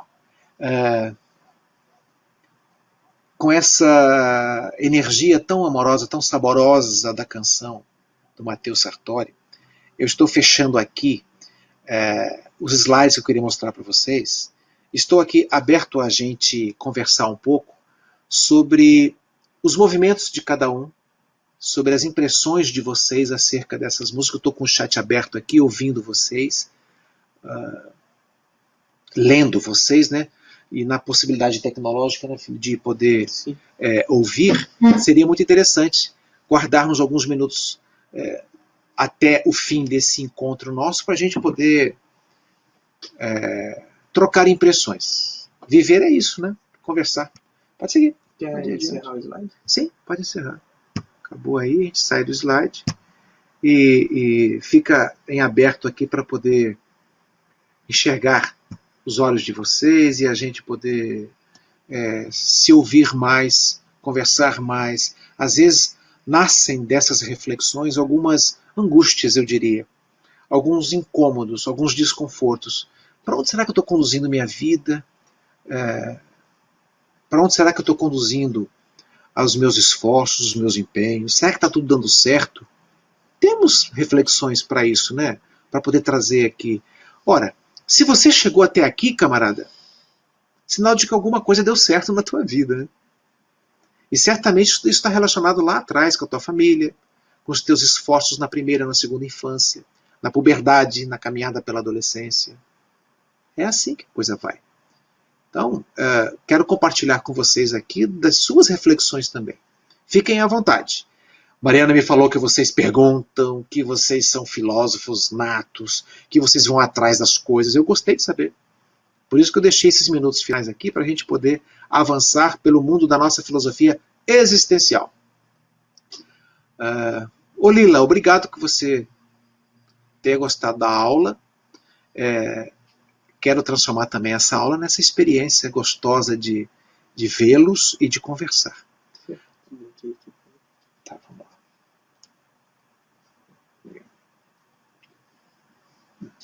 Enquanto estamos aí avançando para isso, eu quero mostrar para vocês uma coisa bem legal aqui, ó, que certamente será motivo de nossos futuros encontros, havendo essa possibilidade. Está aqui, ó. Esse aqui é um dos livros onde eu trabalho a questão da escuta psicanalítica. Tem aqui um outro que, além das cerimônias da destruição que eu já mostrei para vocês, que fundamenta muito das minhas falas, e outros tantos que estão por aí, que à medida que as coisas forem avançando, a gente vai chegando também na reflexão mais madura que podemos ter acerca das coisas. Um outro é esse daqui também, a psicopatologia das relações amorosas. É um estudo que tenho feito já há alguns anos, por causa das patologias que aparecem na clínica para a gente ajudar a entender as relações afetivas, amorosas, né? O Alcides está perguntando assim, falou que eu já toquei nos pontos aqui durante essa explanação, mas quais seriam os perfis das pessoas que mais procuram o apoio da psicanálise? Olha, Alcides, na sua grande maioria, as pessoas que procuram o apoio da psicanálise são pessoas que exatamente querem alcançar a excelência no conteúdo que nós trabalhamos hoje aqui, o autoconhecimento. Só que uma chega nessa viagem pelo sofrimento da perda de um ente querido, não consegue fechar o luto, e durante a clínica elas conseguem fechar. Outra situação, o jovem que chega com problemas de déficit de atenção, essa pessoa também se reorienta no ciclo do estudo da psicanálise. Alcides, estou te vendo agora aqui, rapaz. Rapaz, é mais bonito do que eu imaginava. A minha mãe te adora. Mande um grande beijão para ela. Mas sua pergunta é muito interessante porque ela abre um leque imenso. Tem gente que chega querendo alguém para revelar com a devida coragem sua condição sexual. É tão lindo quando a pessoa chega e ressignifica a sua relação com os filhos. Eu tenho pacientes que conseguiram fazer isso de um jeito tão nobre, mas tão maravilhoso, que conseguiu recuperar os filhos que ele estava perdendo por causa do autoritarismo, por causa da secura na palavra. Ele não tinha uma palavra, ele tinha sentenças. Ele impunha obrigações. Durante a terapia, cuidadosamente, ele foi percebendo que ele precisava encher as palavras dele no caldo do afeto, do amor de pai. E o mais bonito foi que ele descobriu que ele tinha esse afeto dentro dele. Mas ele só conseguiu transferir para os filhos quando ele descobriu o amor dentro dele. Aliás, uma história muito legal. Um dia ele atrasou na sessão. Peguei e liguei para ele. Falei assim, o que houve? Ele falou assim, não posso ir hoje. Por quê? Assim, porque eu estou aqui no parque da cidade, correndo, caçando Pokémon com meu filho. Caçando Pokémon. Eu falei, Jesus, onde meu paciente foi parar? Mas depois ele falou assim, eu estou caçando Pokémon com ele, porque quando a gente encontra o bichinho atrás da moita, é o lugar em que eu pergunto para ele, filho, como é que você está se sentindo hoje? Já está fazendo análise. Foi assim que ele reconquistou o coração do filho. Eu falei, vai caçar Pokémon todo dia, rapaz. É isso aí. Para você ver, realmente, traz simplicidade você se ajudar e ser ajudado.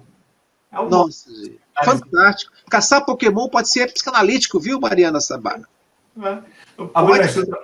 Diga aí. Coisa, quando é dito no verso da Cecília, né, que a alma pesa, mesmo, pesa porque no sentido que, assim, não é só no físico, né? O próprio espírito, uma vez que ele seja encarnado, ele pesa, está sentindo todas as dores de estar aqui na matéria. Então, ou seja, quando eu, pelo menos, quando comecei a buscar psicanálise, era exatamente esse peso de toda essa existência, né? E à medida que vai se evoluindo, você vai vendo que esses pesos, muitos, são fantasmas que foram criados. Então, assim, uma boa dose de amor, uma boa dose de poesia também, alivia bastante. Você não acha? Sensacional, é isso daí. Quando a gente entra na água adentro, naquele mergulho lá da imagem do iceberg, a gente vai se esbarrar com detalhes que pesam. Às vezes é um trauma na infância, às vezes é um abuso sexual de uma pessoa significativa que ficou tocando lá como uma ferida aberta. Às vezes é um abandono, às vezes é uma sentença limitante, punitiva. Cala a boca, moleque, se você falar, você morre. E o moleque cala. Com certeza. Cala, você não vale nada, você não vai dar em nada na vida. A criança não fala nada, você não apanha. Mas aí lá pelos 30 anos, quando vai fazer um concurso público e vai responder uma questão, bate aquela coisa, quem é você? Você não vai dar em nada na vida. E aí, como é que fica para vencer essa crença, esse negócio que pesa? A análise ajuda muito a se libertar disso. Por isso que é tão maravilhoso a gente poder fazer isso e descobrir a beleza que é a autodescoberta. É muito lindo. Olha quanta coisa legal. Uma mensagem aqui. Uma colocação, aproveitando. Ótimo. Vamos lá, Mariana. Enquanto você pode olhar, Abranches, o chat, uma colocação que eu acho muito importante a fazer, alguns dos meus alunos já sabem disso, quando as crianças são pequenas, os pais, eles têm o costume de idolatrar ou admirar demais determinadas personalidades da televisão, por exemplo, e isso, em alguns momentos a gente vê eles dizendo suponhamos pais que tenham filhas pequenas, e eles olham e admiram mulheres morenas, por exemplo, na televisão. Nossa, como essa mulher é linda, e aquele estereótipo que aquela pessoa se enquadra dentro da televisão. A gente fala mais da televisão porque a gente fala mais do passado, né, que as pessoas viam mais pessoas assim. Enfim, isso acaba que entra, né, não sei se você concorda com essa minha opinião, mas acaba ficando de maneira inconsciente na criança, e a criança cresce achando que ela só vai poder ser alguém reconhecido se ela for como aquelas pessoas admiradas pelos pais. Inclusive, eu vejo famílias que dizem muito que, de certa forma, elogiam somente as profissões que os familiares seguiram, e aquilo não é o mais importante de tudo. É a questão de colocar valores, é a questão dos valores que foram transmitidos, mas não. Então, ao crescer esses jovens, adultos, enfim, eles acabam se tornando pessoas vítimas de se sentir necessariamente seguidores de um estereótipo que foi pré-moldado naquele momento da infância. Então, eu acho que isso é uma coisa que deve, desde pequeno, ser aplicado e ser colocado para as crianças. Eu não sei se você concorda com isso. Quando a gente vê alguns pais trabalhando essa modelagem do externo, a gente observa que o movimento oposto precisa ser iniciado imediatamente. A infância é a hora da gente entrar em contato com os nossos maiores talentos. E uma criança de 3, 4, 5 anos é reveladora, da maneira mais espontânea possível, de toda a originalidade e a criatividade que a vida pôde lhe dar.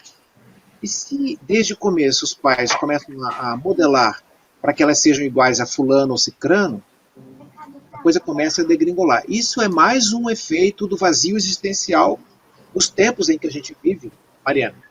Porque se eu tiver compromisso com o meu autodescobrimento, se eu tiver compromisso com aquilo que a Cecília Meirelles colocou, que é a transcendência, eu vou trabalhar os valores da criança, do filho, da filha pequena, mais originais que já habitam, sem precisar fazer comparação com quem está de fora. E valorizá-las da melhor maneira possível, para que a gente tenha condições de criar pessoas integrais, originais e autênticas lá para o futuro. E elas já vão começar a construir isso agora. Outro dia uma moça foi me visitar na televisão e levou a filha dela. E aí ela queria tirar uma foto comigo, a menina. E eu, que delícia, que legal, abraçou, tudo, poxa. Aí passaram-se umas 2 semanas, ela voltou lá, falou assim, olha, minha filha quer tirar outra foto com você, ela gostou tanto de você. Eu falei, legal, tudo bem. Aí eu saí ali na recepção, a menina veio, abraçou e falou assim, eu posso gravar com você? Eu falei assim, gravar o quê? É gravar para o meu blog. Eu não diga, você tem um blog. Eu sou blogueira do YouTube. Eu sou blogueira, então eu preciso te entrevistar. Posso te entrevistar para colocar no meu blog, para aumentar minha audiência, eu ganhar likes, e aí eu aumento. Aí eu olhei para a mãe, eu falei assim, é incrível ela fazer isso. Aí eu olhei e falei assim, eu não tenho autorização para isso, desculpa. A TV não me permite divulgar minha imagem fora do canal. Falei lá. Passou um mês, teve um desfile de criança no Center Valley. Eu fui assistir, as pessoas lá que eu conhecia. Quando eu vejo, tá a menininha do meu lado, assim, posso tirar uma foto com você? E a mãe do lado. Ela veio para colocar no blog. Aí ela falou assim, o que você me orienta nisso tudo? Eu te oriento a deixar sua filha ser humana. A tomar cuidado para ela não se perder no mundo narcisista, dessa visibilidade exagerada para a qual essas crianças não estão preparadas. Põe tua filha de 8 anos para brincar. Põe tua filha de 8 anos para pular corda, para brincar de esconde-esconde, para jogar dominó, para fazer quebra-cabeça. E vai você brincar com ela. A mulher nunca mais apareceu na TV, não tem. E, inclusive, isso acaba sendo uma coisa que eles embutem na cabeça das crianças de maneira subliminar. É terrível. Tem uma questão legal aqui que... Joyce, você está aí, Joyce? Aê! Joyce, você quer colocar a questão que você trouxe aqui para o chat? Você falou a respeito de luto, né? Nesse momento de pandemia. Sim, vocês estão me escutando direitinho? Dá para escutar? Perfeito.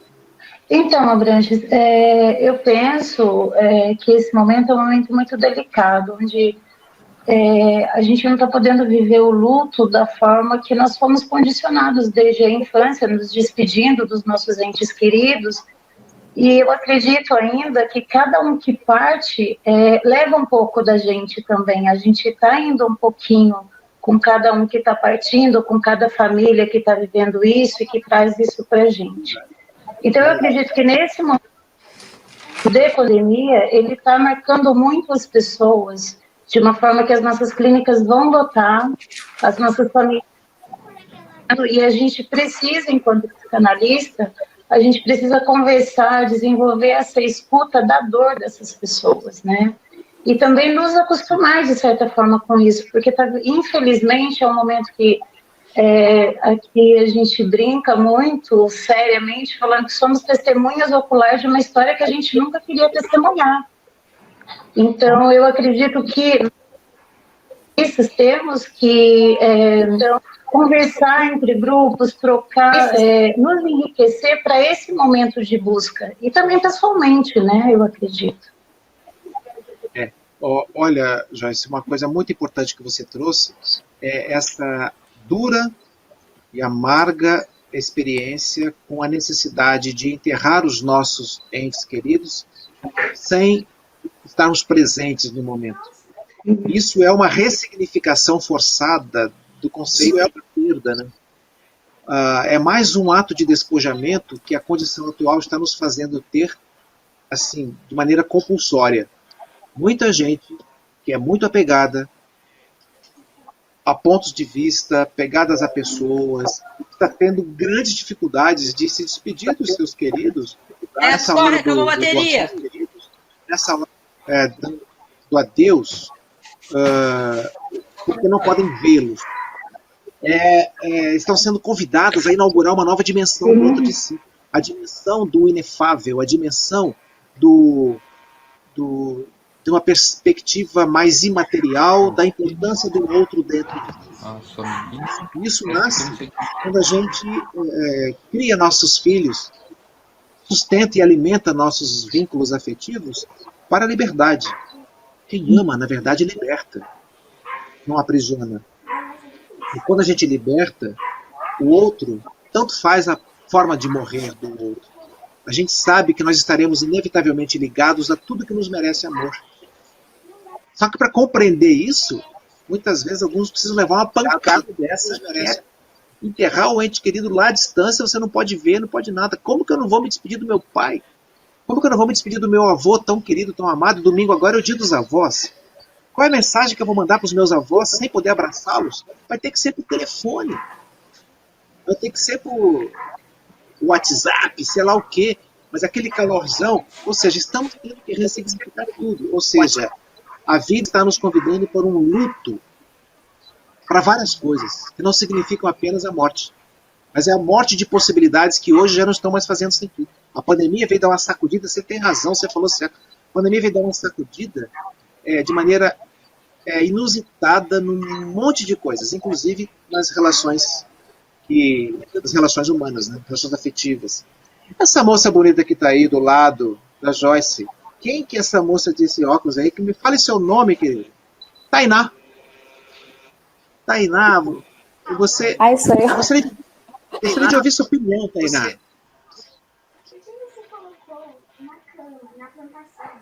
Boa noite, vocês estão me ouvindo? Sim, legal. Sim. Prazer conhecer o professor Carlos.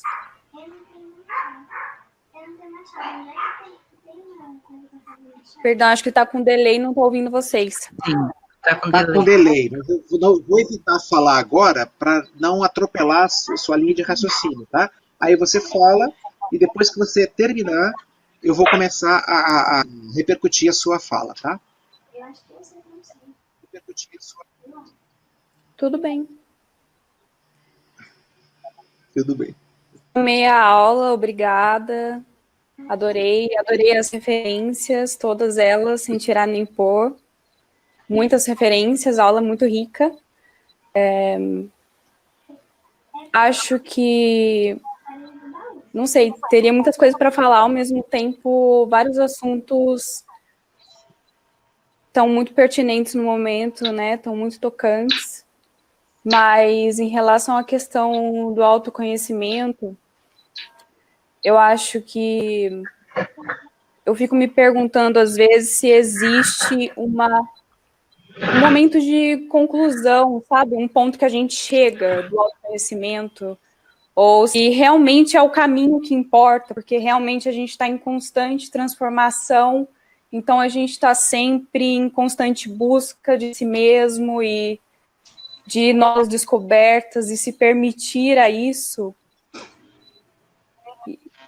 o sentido é o caminho, né? Ou o sentido é achar um lugar dentro da gente que a gente volta à nossa casa e nos situe de novo em momentos como esse, de pandemia, em momentos que estamos perdendo pessoas queridas, ou pessoas estão passando por dificuldades e as demandas estão sendo pesadas, né?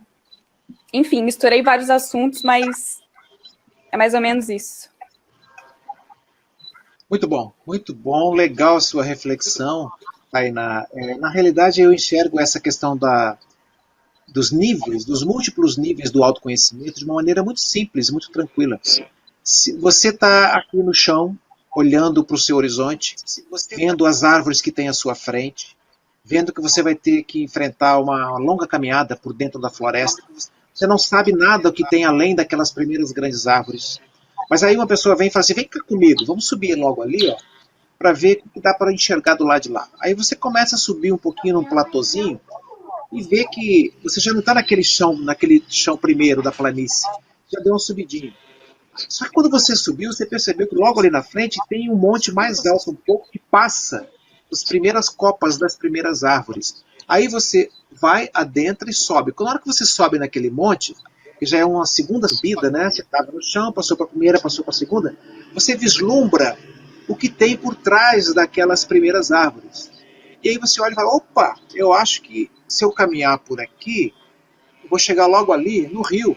Tem um rio ali na frente que eu não estava vendo no primeiro nível. Aí daquele ponto você percebe que tem uma montanha logo à frente que dá para subir. E você sobe, sobe, sobe. Chegando lá, você vê um horizonte fantástico.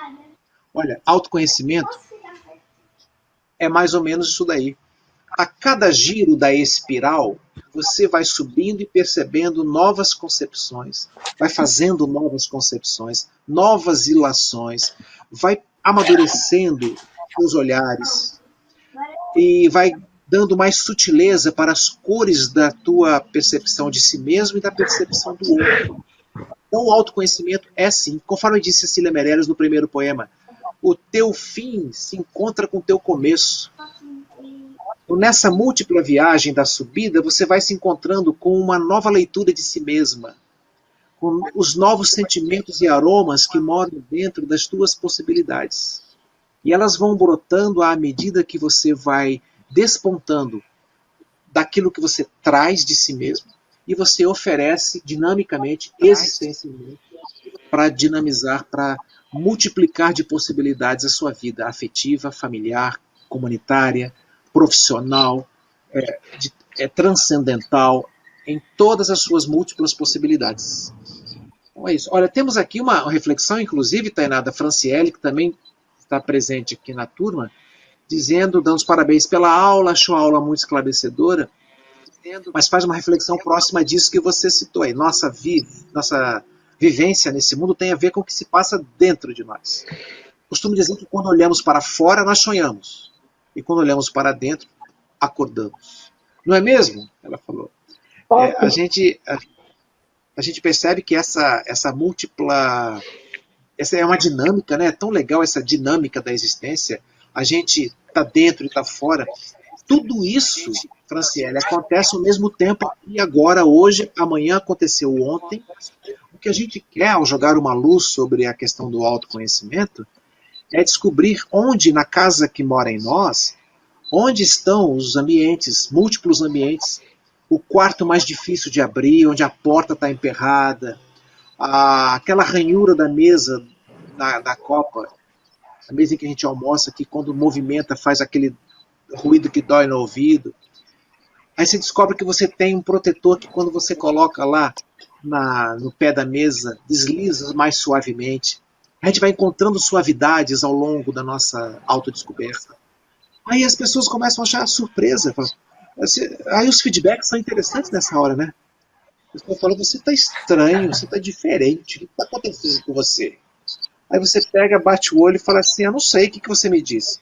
Não, você não está brigando mais por qualquer coisa. Você tá meio mineirinho. Assim, é legal, né? Quando a gente que é mineiro, eu sou mineiro. A pessoa fala, mineiro, fica quieto, né? Eu falo assim, eu já treinei, nasci na vida treinando para ficar quieto. Esse meu filho que está aqui é mineiro também. Então, a gente... Mas tem tantas coisas na vida que a gente briga, né? A gente às vezes levanta bandeiras inúteis que afastam as pessoas da gente. Então, essa dinâmica do que é sonho, do que é despertar, é para todo dia. Toda hora a gente está vivendo essa dupla realidade. Diga aí, assim. Então, a casa que mora em mim, ou que pode morar em você também, possa funcionar também. A casa... Eu acho que essa casa, que nós estamos metaforicamente falando, ela também tem que ser aberta a todos os outros, né?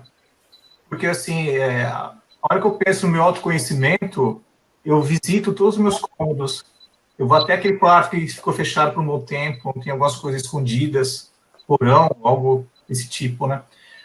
E o autoconhecimento também, eu entendo, queria até ver se você entende também, que ela, para ser bem vivida, deve ser aberta também aos outros.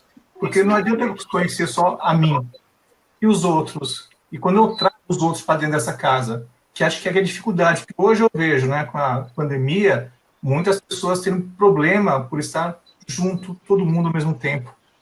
Então, é interessante quando a gente fala, né, a casa que mora em mim, mas e os outros? Eles também devem e estão convidados para entrar, não é? Então vou aproveitar e fazer um convite a você, meu caro, para você visitar a casa que mora em mim. E eu não conheço? Eu não conheço? Esse livro da casa que mora em mim, eu escrevi quando a minha mãe faleceu.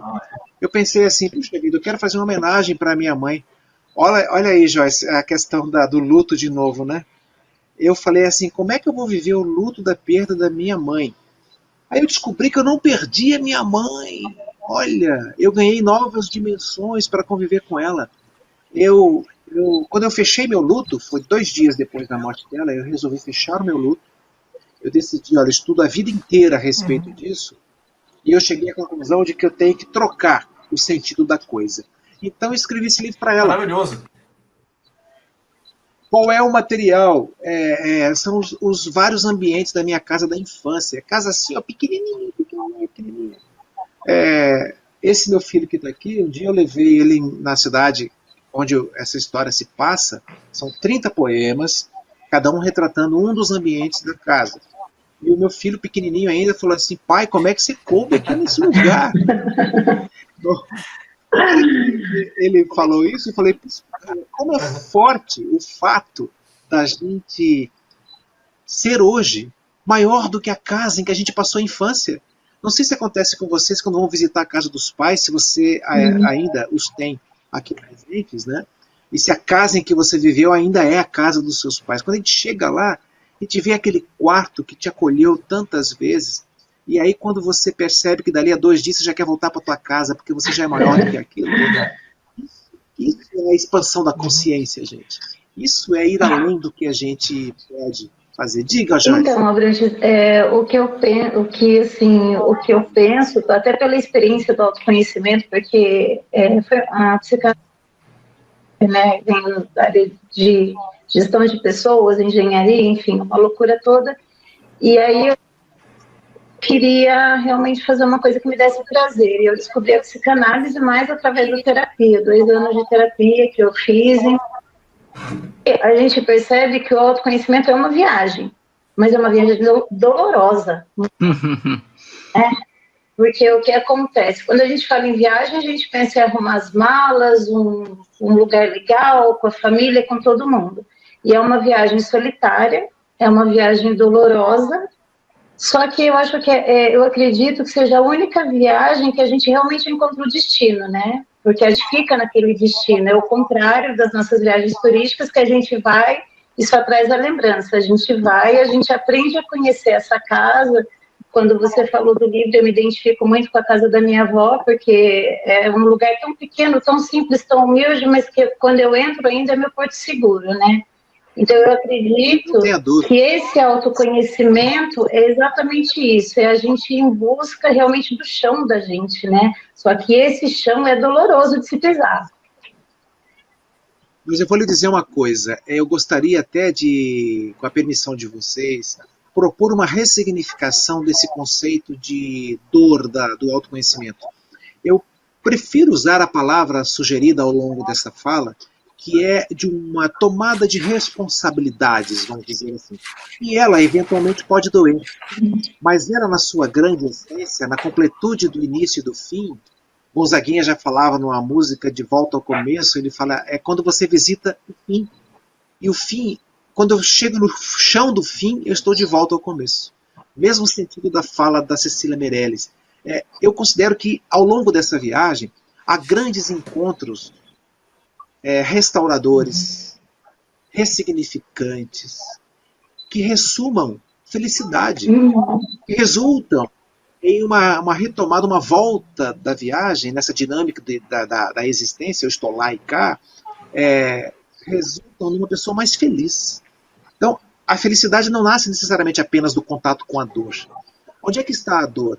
Onde tem o coágulo machucado, e eu preciso visitá-lo para poder furar aquele tumor e se esvair aquela condição da lembrança dolorida.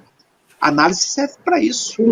A gente visita aquele ponto traumático, aquilo se dilui e a pessoa ganha em plenitude de amor. Então eu quero, com a permissão de vocês, propor uma segunda leitura a respeito do autoconhecimento, não apenas como uma viagem que é dolorosa, porque também é, mas ela também é possibilitadora. Há um livro que me ajudou muito a entender isso. Esse livro aqui, olha eu dando os meus pitacos de livro aí, Mariana. O John Powell é um psicólogo americano, mas também teólogo, tudo. Ele tem uma abordagem muito legal. Ele fala que a felicidade é um trabalho interior. E é mesmo. Quando eu viajo, olha o interior de novo. E eu adoro viajar para o interior. Tem muitos parentes. Essa casa da casa que mora em mim foi no Mato Grosso do Sul, nessa fronteira com o Paraguai, interior do interior. Roça da roça, né, eu diria assim. Eu encontrei muita felicidade lá, como você, Joyce, encontrar ternura quando visita a casa da sua vovó. Olha que coisa linda. É como se fosse a metáfora de uma boa viagem. Há viagens dolorosas, evidentemente, mas há viagens saudáveis também, para que a gente possa, eu diria, vocês quando começarem a atuar, para que a gente possa, diria, luarizar a nossa presença na vida do outro, a nossa presença com um sentimento de esperança, de mais ternura, vamos dizer assim, para que essa viagem não seja apenas dolorosa. E quando ela for, a gente está ali junto para compartilhar a caminhada. A Rosana, por exemplo, escreveu agora aqui, eu estou vivendo luto nesse momento, ressignificando o luto. Legal, Rosana. Isso é existir. Isso existiu. O Marcos fez uma outra consideração muito importante também. Quais os principais cuidados que nós, como profissionais da área, podemos ter para cuidar de pessoas sem adoecer juntos nesses tempos difíceis? Olha aí, pergunta muito pertinente, né? A blindagem do psicanalista está exatamente na capacidade de trabalhar a transferência e a contra-transferência. Para você ter uma conexão correta, porém isenta daquelas emoções. Para que você possa contribuir, é preciso que você esteja numa posição de apoio. A escuta tem que ser adequada o suficiente para que esse comprometimento com a dor do outro não te pegue. O envolvimento, ele é importante. A empatia é um processo necessário para o rapport, mas dentro dos limites próprios que a tua experiência psicanalítica vai te dando para você saber até onde ir, como administrar isso tudo aí. A pessoa vai se sentir importante, vai continuar contigo, mas você precisa estar mais equilibrado que ela para que ela possa caminhar rumo a uma serenidade desejável. A Miriane falou assim, no seu olhar para ser um bom psicanalista, além da escuta e do autoconhecimento, você percebe algo a mais para essa espiral crescente? Legal, a dinâmica é exatamente essa. Ao mesmo tempo em que eu estou, na minha análise, trabalhando essa espiral do autoconhecimento, eu estou na função de analista, acompanhando a espiral dos outros. Então, a capacidade de me tornar mais generoso, de trabalhar em mim os valores transcendentais que me colocam em contato com uma realidade mais sutil do ser humano, tanto para a dor quanto para a alegria, para a tristeza e para a felicidade, eu vou conquistar à medida que eu me torno mais cuidadoso, mais responsável com os meus afetos, mais generoso com os meus afetos, mais respeitoso com aqueles que me circundam. Com esses pilares, eu consigo construir uma relação de amor que vai se espraiar para todas as minhas relações possíveis. Quem ama a si, ama o outro, ama o mundo. Então essa dinâmica é tão importante. Por isso que é muito importante que o psicanalista faça análise. É necessário que ele faça análise e que o seu trabalho seja acompanhado por um supervisor. É preciso saber como nós estamos nos saindo. Nessa dinâmica do ir e do vir, a gente vai amadurecendo todos os fundamentos que podem nos tornar bons psicanalistas, bons terapeutas. Muito bem, estamos aqui olhando as questões que estão chegando. Aproveitando esse intervalinho, dentro dessa questão de ressignificar o autoconhecimento, eu te entendi um pouquinho, Joyce, pela questão de te conhecer um pouco melhor. É muito importante que a gente ressignifique esse autoconhecimento e veja isso como uma estrada prazerosa de se passar. E quando você disse a respeito da dor, do momento do autoconhecimento, eu acredito que você disse de uma dor um pouco mais pontual, de momento do início da transformação. O início do autoconhecimento acaba doendo um pouco mais, porque você se depara com as realidades que estão mais à tona. Então, nesse momento, a dor, ela aflora. Mas, por outro lado, nós temos que entender que nós passamos uma vida dentro de um autoconhecimento. E se nós percebemos que nós vamos passar uma vida dentro de um autoconhecimento, esse autoconhecimento ele tem que ser prazeroso. Então, a questão do autoconhecimento, da dor do autoconhecimento no decorrer da vida, que deve acontecer, deve ser ressignificado, e eu entendi também a sua questão dessa sua dor durante esse primeiro momento de um autoconhecimento, esse primeiro momento dessa sua busca do seu eu, desse seu novo eu, que está nascendo agora, está brotando agora. Dói um pouquinho, mas é um tempinho pequenininho. E depois passa e o prazer é grande. Eu tenho um amigo que gosta de descer naquelas boias gigantes de trator, sabe? No Rio Paraitinga. Ele criou uma empresa e leva um bando de gente maluca para descer o rio com ele. Muito legal. E ele ama fazer esse negócio. Eu nunca tive um paciente que falou assim para o pai, olha gente, eu vou agora sofrer pra caramba, eu vou me autoconhecer lá na clínica do Abranches agora. Ninguém vai para a clínica para sofrer. O cara falou assim, olha, eu quero descobrir a minha dor, mas eu estou aqui porque eu amo o processo da autodescoberta e você está me conduzindo, nós somos parceiros nessa jornada. Eu sou 50% e meu paciente é 50%. Só que nos meus 50% eu sou 100% de dedicação. E ele é 100% de dedicação nos 50% dele, porque a gente está nessa caminhada. E se começa a doer, a gente está ali para amenizar as dores do processo. Mas o resultado final é a felicidade íntima, é a plenitude, é o direito de usufruir da abundância que me habita. E isso é muito lindo, muito legal. Porque, segundo Kierkegaard, a maior das aventuras é você descobrir a si próprio, conectar-se com suas próprias forças. Felicidade é um trabalho interior. Felicidade não se compra na farmácia. Felicidade se constrói com seus próprios atos responsáveis. E quando, através da análise, a pessoa descobre isso, Gente do céu, ninguém segura a figura. A pessoa sai querendo abraçar o poste. Já vi um abraçar a árvore no canto da clínica, porque ele estava muito feliz. Falei assim, vai agora, você larga a árvore e vai abraçar a tua mulher. Tá precisando do teu carinho e do conhecimento. Assim, lá vai ser mais difícil, mas agora vai, aproveita. Não perca a chance. E a pessoa vai, porque ela tem que reconquistar os seus afetos. Assim é a vida. Já tive casos incríveis. Teve uma que chegou e falou assim, gostei disso aí que você falou, vou lá, mas agora vou lá falar com meu marido. Meu marido é bravo, ele não gosta muito dessas coisas de declaração de carinho, não. E a coisa já está esfriando lá em casa, mas eu vou chegar, eu tenho uma técnica para fazer isso. Então vai, depois você me conta.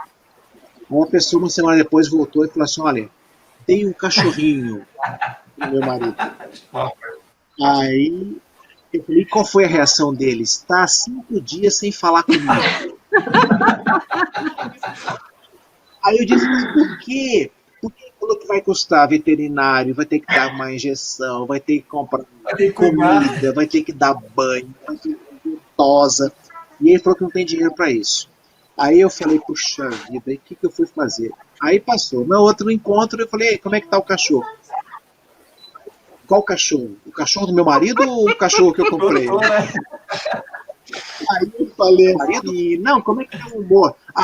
Ele chegou do trabalho outro dia, tirou o sapato e falou assim, com a cara enjoada, cadê o Totó? Já tá bateado. Eu falei, Totó tá lá fora. Você falou que ele não pode entrar aqui dentro de casa.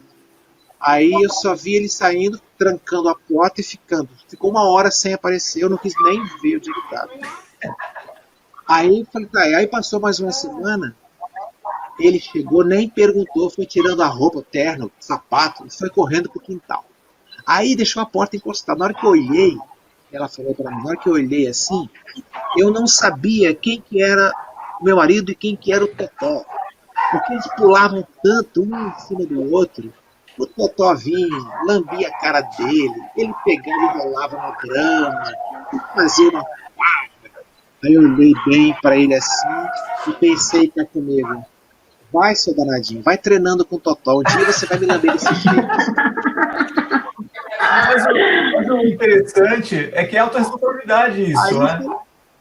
Aí eu falei, então você fez uma boa escolha, uma boa compra. Assim, eu acho que demorou, mas eu fiz. A análise é isso, demora, mas a gente encontra a felicidade.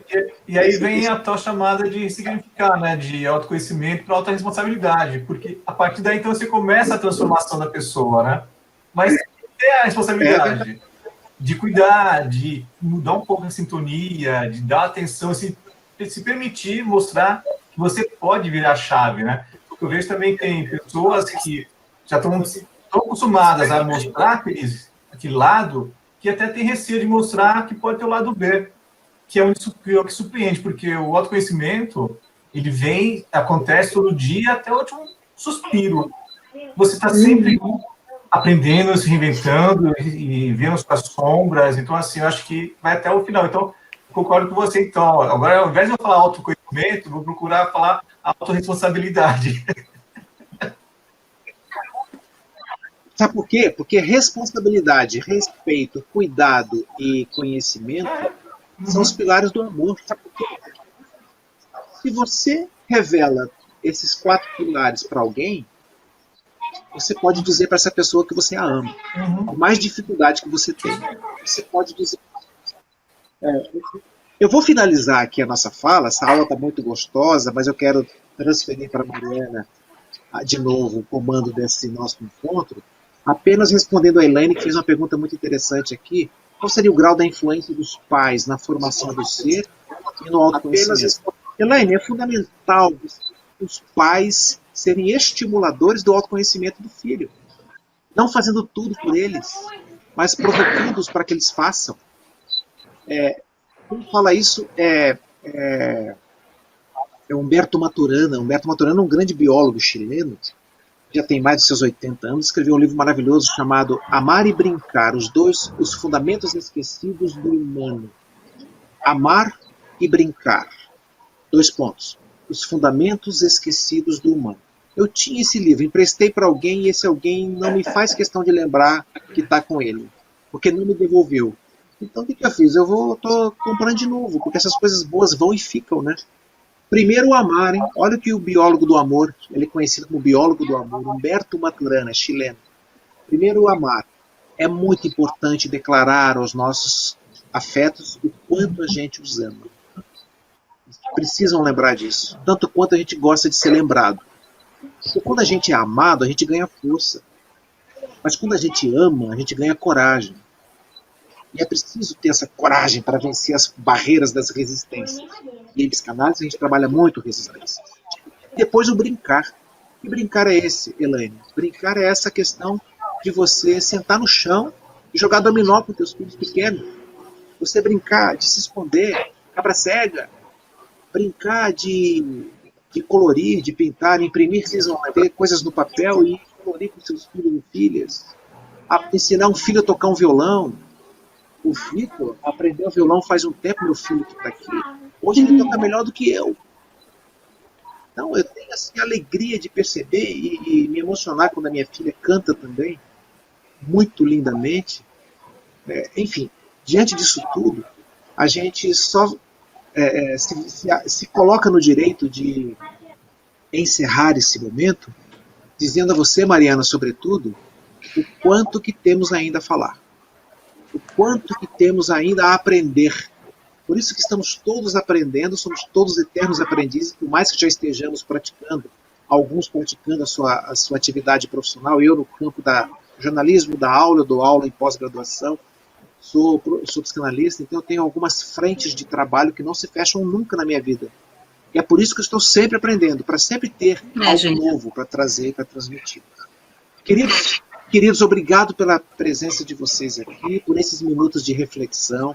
Adorei as falas de vocês. Percebo que vocês são especiais nessa percepção.